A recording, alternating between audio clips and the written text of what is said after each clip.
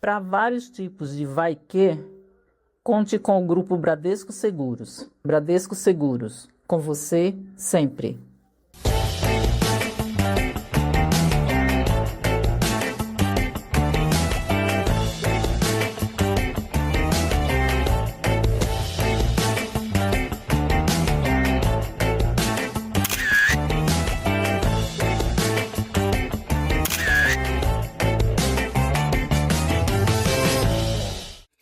Olá, eu sou a Chica Rodrigues e hoje o nosso Histórias que Ensinam atravessa fronteiras geográficas e temporais.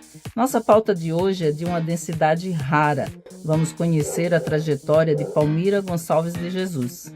Ela é angolana, arquiteta e empresária, mas a sua história vai muito além dos projetos e negócios.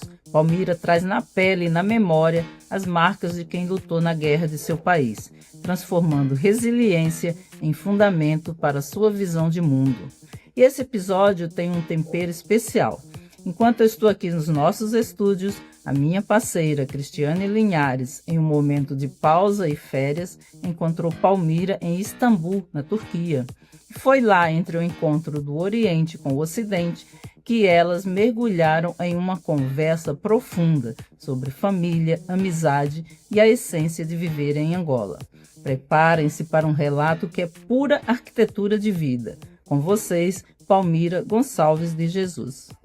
Olá, bom dia, boa tarde, boa noite. Nós estamos aqui mais uma vez com Histórias que Ensina, nada mais nada menos com Palmira Gonçalves. Olha, estamos de férias aqui na Turquia, vamos passar uns dias aqui. Tia, muito obrigado por perder seu tempo ao invés de estar passeando, de gravar comigo esses Histórias que Ensinam. Vou chamar de tia, porque chamar de Palmira eu vou me perder aí no decorrer do nosso programa. De vez em quando eu vou chamar de Mira, né? Porque ela é conhecida dessa forma, né, tia? É isso, Bri. É a tia que a vida me deu. Muito obrigado, tia, por gravar conosco. Mas aqui, ó, hoje a história é muito interessante, porque nós estamos aqui na Turquia e a minha tia, ela tem dupla nacionalidade. Mas nós vamos falar de Angola, porque ela é angolana, ela vive naquele país fantástico. E lá tem algumas peculiaridades, alguma especialidade que ela vai contar para nós, não é isso, tia? É isso aí, vou falar da Angola. Ela vai falar de Angola, Brasil. Tia, como é que é viver em Angola? Conta para nós. Viver em Angola não é para os fracos. Viver em Angola é para pessoas que têm força, caráter e, sobretudo, vontade de lutar. Porque se você for fraco, é um bocado difícil. Aliás, eu penso que em quase todo mundo hoje as pessoas têm que ser fortes. Mas nós que vivemos uma grande guerra, lógico que o país tornou-se um pouco mais difícil. Ô tia, viver uma grande guerra. E quando a senhora fala de grande guerra, não faz tanto tempo assim que acabou a guerra. Conta aí, tia. O ano que acabou a guerra, ela vai contar o ano e depois ela vai contar que ela lutou na guerra. Fala um pouquinho mais.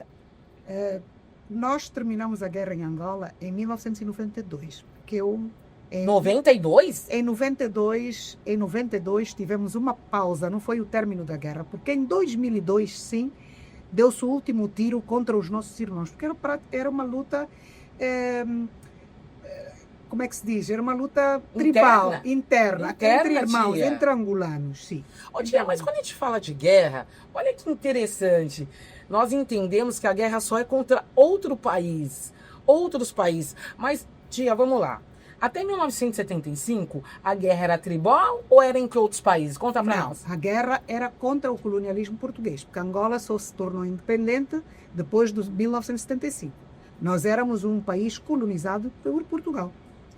Então, até 75, a guerra era contra os colonizadores, os portugueses. Isso. E a partir de 75, começou uma guerra interna. Começou uma guerra interna porque havia 3 partidos políticos que acabaram por não se entender. Cada um puxava, ou seja, cada um tinha a sua ideologia.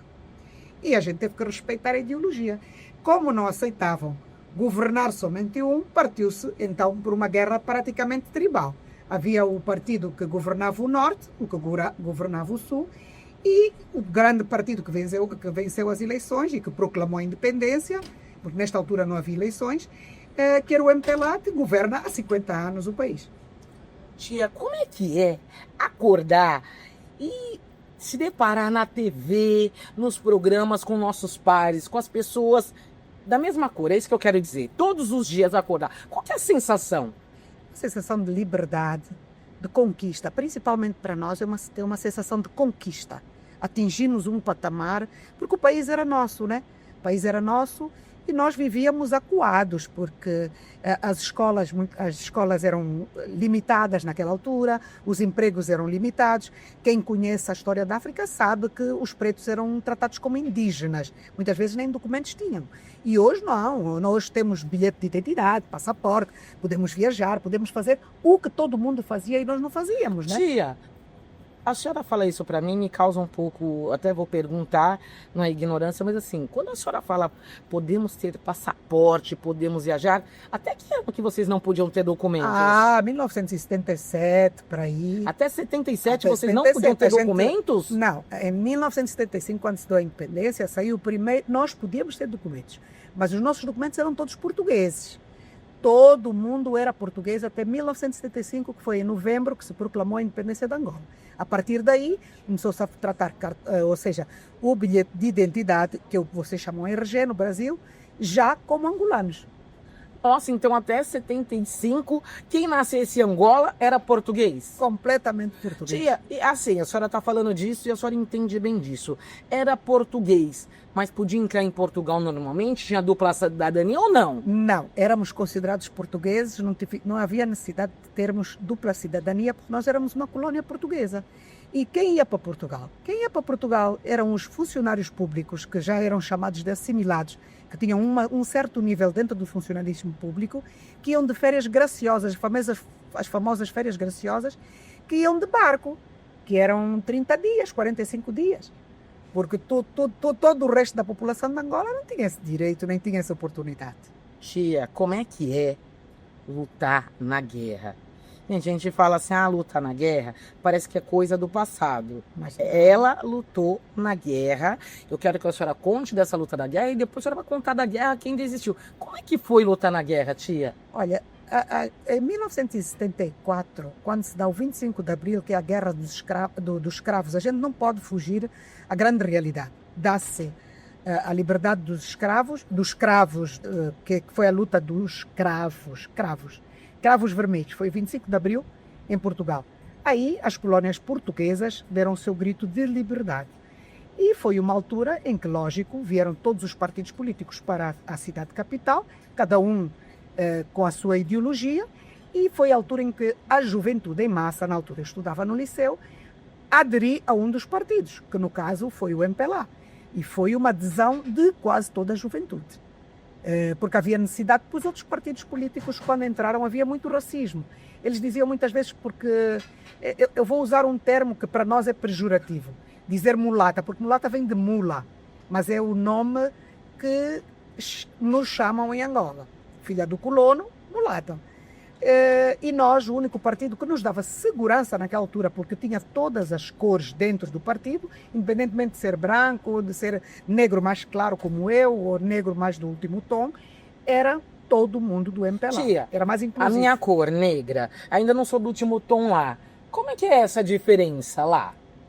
Olha aqui, ó, nós duas, ó. Ela tá falando de Angola. Vamos lá, explica isso daí pra gente. Eu vou explicar. Nós em Que é bem Angola, interessante. É muito interessante, porque nós em Angola, feliz ou infelizmente, o nosso bilhete de identidade iniciou a troca agora há uns 4, 5 anos, porque logo 4, 5 anos porque somente? logo a seguir a independência, o nosso bilhete de identidade vinha raça mista, raça negra e raça branca. Nós também temos brancos nascidos em Angola. E então havia lá raça, cor da raça ou raça. À frente tinhas que preencher raça mista, que é a mistura do branco com o negro, ou raça negra, ou raça branca. Tia, e lutar na guerra? Conta. O lutar na guerra não é uma coisa fácil de explicar. Para quem vê filmes, pode dizer assim, é como um filme, mas viver a grande realidade, eu, que vivi uma grande realidade, inclusive guerra com aviões, porque na altura em que o sul-africano ou seja, bombardeou Angola, eu vivia no sul de Angola, não é fácil, não é fácil. Não é fácil porque a gente criou filhos sem leite, criou filhos sem pão, criou filhos debaixo de tiros, escondendo-nos, enfim. É uma coisa que, se eu for aqui a falar, vamos demorar muito tempo. E esse podcast, a intenção não é falar muito tempo. Então, só para vocês terem uma noção... Tia, mas isso eu acho super importante a senhora falar, porque é uma coisa que quando a senhora me contou, mexeu um pouco comigo. Porque quando a gente fala de guerra, a gente lembra de 1900 e bolinha. Não vou falar a data, mas uma coisa tão recente. Agora, 75, tudo bem que depois seria Tribais, essa história de bomba, de se esconder, de passar fome, tudo isso é uma realidade recente. É uma realidade recente. É uma realidade bastante recente porque nós não temos guerra praticamente há 20 anos. Mais que isso, 20 e qualquer coisa. Mais que isso, não. Não era fácil, de facto, não era fácil. Nós tínhamos dias que tínhamos que ficar fechados em casa. E em 1992, quando se deu, antes das primeiras eleições em Angola, era uma guerra que na cidade não se sentia. Era praticamente quem estava nas frentes do combate, né? Ou seja, em várias províncias, no mato, praticamente. E em Luanda, ninguém sentia praticamente a guerra, porque em 1974 acabou a guerra que houve em Luanda, em 1975, logo a seguir a independência, e a guerra expandiu-se para o interior do país. Em 1992, como um dos partidos não aceitou o resultado das eleições, voltou a guerra. Aí sim nós vivemos na carne uma guerra na cidade capital. Não foi fácil. Não foi fácil. Eu, Buges, ficamos 3, 4 dias fechados em casa. Houve gente que os tiros eram tantos que acabavam por ferir, inclusive, e matar pessoas dentro das próprias casas. Tivemos províncias que que tiveram que viver 3, 4, 5 meses, ou seja, 2 anos, para falar a verdade, debaixo de fogo, em que morria a tua mãe e tu enterravas, cavavas a sala para enterrar, para não adoeceres com o cheiro da putrificação do morto. Não poder sair de casa por causa da guerra, ter que enterrar seu ente querido dentro de casa. Gente, que loucura, né? Não foi fácil. Por isso que às vezes chegam em algumas casas e eles falam de ancestralidade, de manter dentro de casa. Mas na verdade começou porque você não podia sair para enterrar, tia. Também. Mas antes... Não, eu estou falando disso em Angola. Não estou falando em outros países da África, mas em Angola, essa história... nós vivemos esse bocado. Foram 2, 3 semanas na cidade capital, mas houve cidades no interior.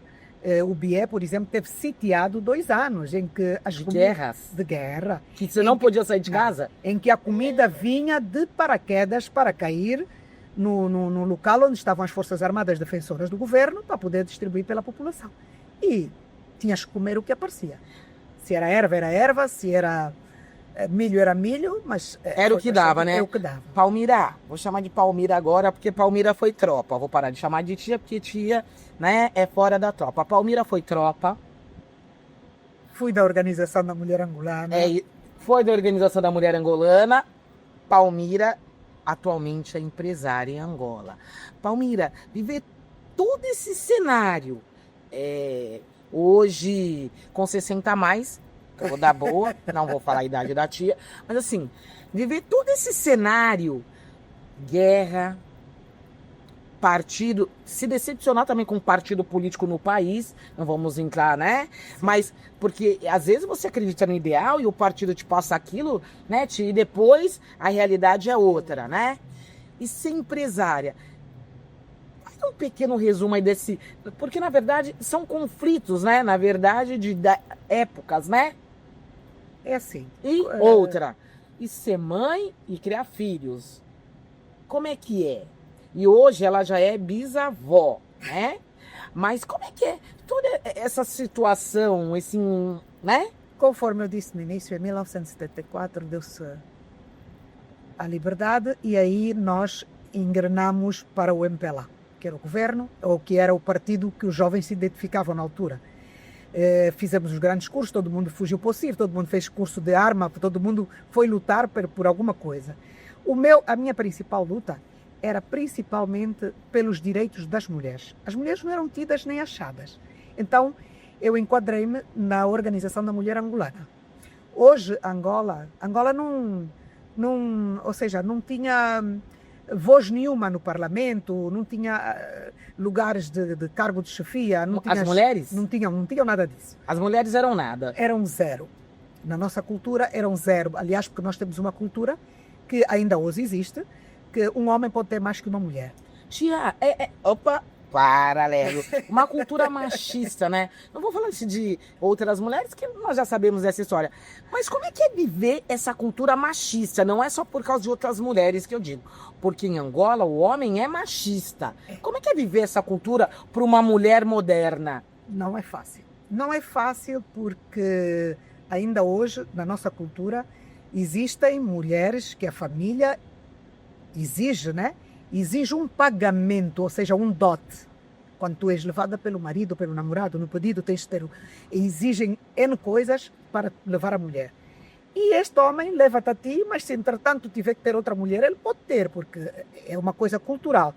Mas para quem já tem um nível de educação, já foi criado de outra forma, já não se aceita muito bem isso. Já é... Mas há aquelas não existe mulheres... a submissão, não, né? Já não existe porque a na verdade submissão. isso aí se chama submissão. Mesmo que você não queira, seu marido vai ter, você vai ter que ficar quieta. Essa é a submissão, né? Eu pessoalmente já não aceito e acho que a minha geração quase toda já não aceita. Mas tem as gerações novas que ainda passa por isso. Mesmo a Passa. senhora falando assim, ó, a minha geração não, mas isso ainda existe, né? Existe. Hoje em dia, atualmente lá, existe essa situação. Principalmente no interior, minha sobrinha. No interior há homens que têm 4, 5 mulheres, é como um harém. É como um harém. Ele é um sheik. Olha, nós estamos aqui na Turquia, é um sheik. Ele é o provedor. E ele fica e chama a mãe grande, que é a primeira mulher, e a primeira mulher ajuda pelas outras mulheres. Então, ela cuida das outras, hein? Cuida. Ah, tá. Aqui Ela cuida das outras. Ainda bem que isso é em Angola, cultura, viu, né? gente? Mas nas grandes cidades já não se vê bem isso. Né? A juventude mudou bastante. Já mudou bastante.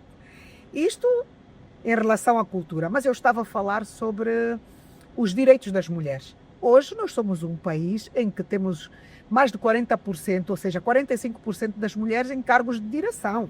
Já temos mulheres pilotos, já temos mulheres no parlamento, já temos uma vice-presidente do país.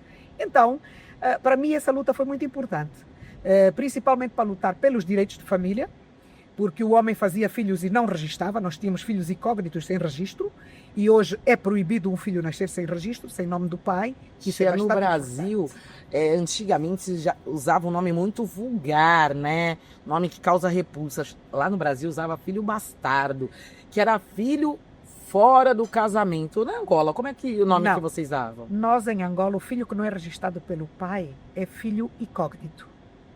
Ah, bom, o termo é melhor que no Brasil.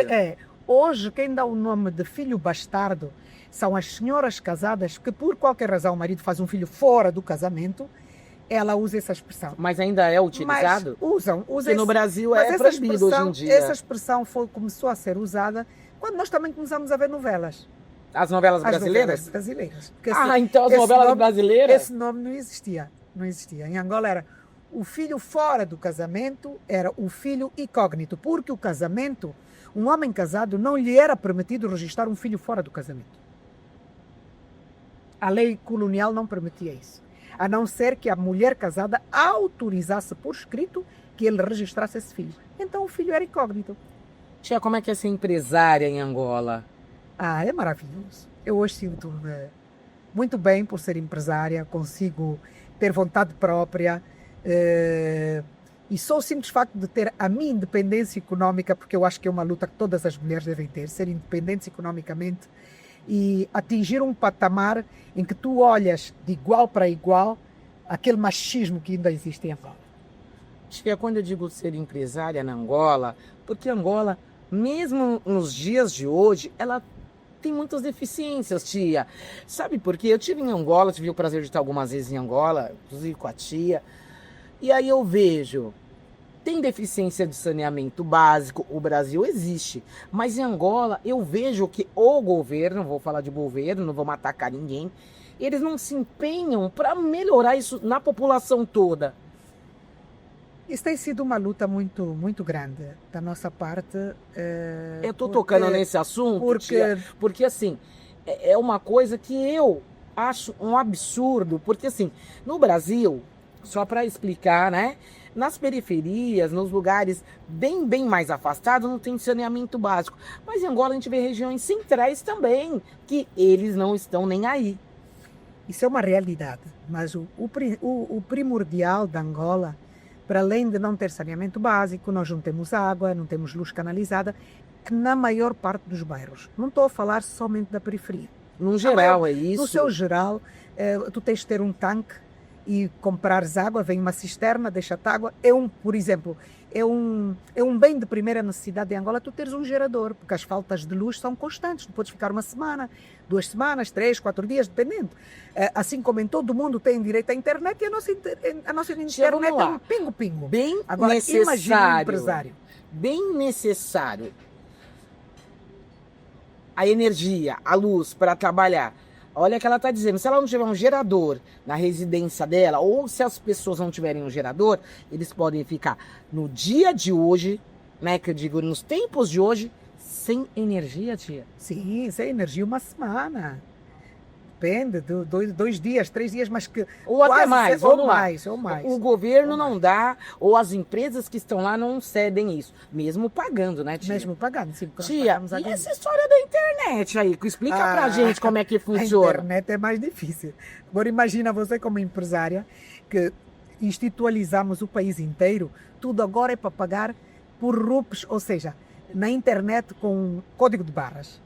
E o país que nunca tem internet? Nós às vezes ficamos 3, 4 dias, a internet não entra, não vai, não volta.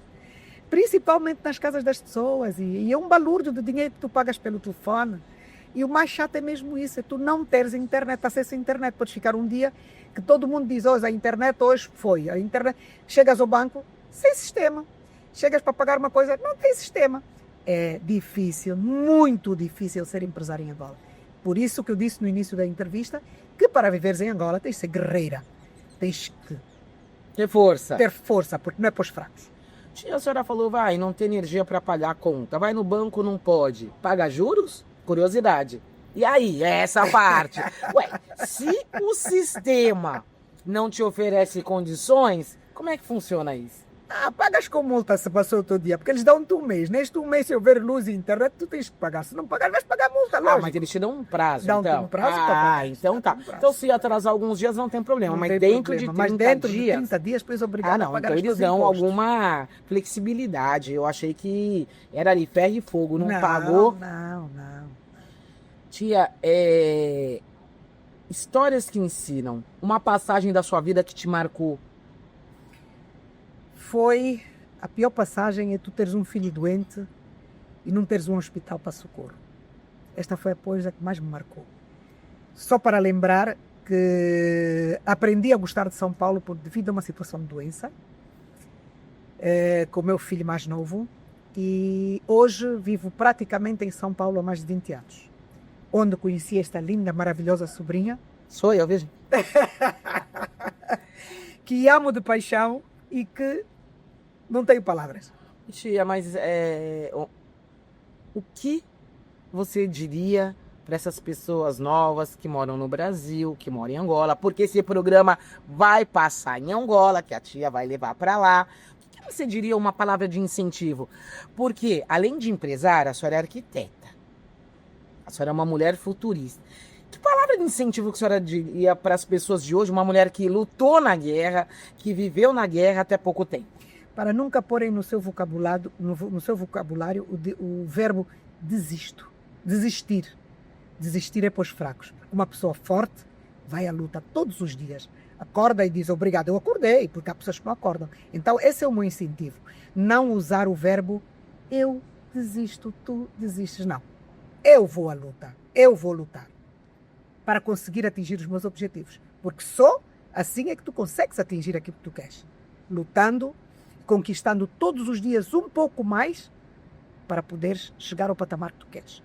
Quem é Palmira Gonçalves? Sou uma jovem, feliz, tenho bons amigos, tenho uma família grande, não falta nada. Então, vivo todos os dias um dia de cada vez. O que a senhora diria para a sua família hoje? Que eu amo a minha família toda, amo os grandes amigos que eu tenho e que eles deviam seguir um exemplo. Eu, que nunca desisti. Olha! Criei filhos com a ausência do pai, porque eu criei 4 filhos, 4 rapazes. Mas vamos contar que ele estava fazendo o quê? Guerra. Estava lutando, gente. Por ela falar assim, a ausência dos pais, Do pai. do pai, mas porque ele estava na guerra. Na guerra, Ele estava tinha que deixar a lutando. família. Olha que loucura, tia. Ter que deixar a família. Quanto só esse pedacinho lá de Ó, trás? esse pedacinho lá de trás, eu vou vos dizer uma coisa. Os meus filhos não chamam pai ou pai. Porque ele viu o filho no dia em que nasceu, depois voltou a ver o filho com 6 meses. Depois, quando voltou a ver o filho tinha quase 2 anos. E por aí afora, foi levando a vida até 92, a vida foi essa. Aliás, estamos em 2023 e nós continuamos com ausência porque o meu marido, pura e simplesmente, é tropa ainda. Daí as minhas férias maravilhosas com a minha sobrinha. É difícil, olha, gente. Ter que deixar a família, a gente vê nesses filmes lá atrás, né? Você tem que deixar a família para lutar pelo seu país. E você não pode falar não. Não. Se você é do exército, né? No Brasil nós falamos exército. Lá em Angola é tropa. Se você é tropa, você não tem opção, não é isso, tia? Não tem. Se você é convocado, você tem que ir. Está na tropa, você tem que ir. Não quer saber se você tem filho pequeno, não quer saber se você tem família. A obrigação é de lutar pelo país. Pelo país, sim. É uma história um pouco forte, né? Nos tempos de hoje, no ano de 2026, sabe que tem países, que não é só Angola que é assim, né, tia? Tem Sim, outros países tem também outros países. que com certeza deve ser dessa forma. Teve sua independência há tão pouco tempo, né? E mesmo com 50 anos de independência, termos ainda tantas dificuldades e tantos obstáculos para transpor. Mas nós vamos continuar a lutar. Nós vamos conseguir. Né? Não pode desistir, né, tia? Então, olha... Tira para os fracos, repito. Tia, essa é a nossa viagem aqui em Istambul. Nós vamos finalizar agora. Foi bem legal, né? Mas nós queremos contar uma particularidade, né? Gente, Turquia não tem pretos. Não tem. Não tem Juro que preço. os holandeses Os pretos que vieram somos nós, que estamos aqui e mais alguns. E aí nós passávamos na rua. Ei, Shakira! Ei, Beyoncé! E aqui eles nos tratam de uma forma melhor, né? Aqui não existe o racismo que nós enfrentamos por aí pelo mundo. É muito interessante.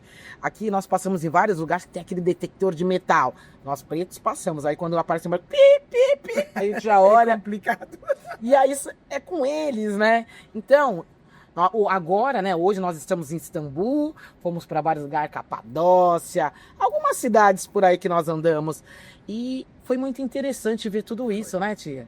Foi uma história interessante, a história de Istambul. Olha, Valeu a pena. quem puder, vem Venha conhecer, visitar venha visitar conhecer a Turquia, porque Vale é um a pena. país, é uma Tem muita história. é uma cultura bem diferente da nossa.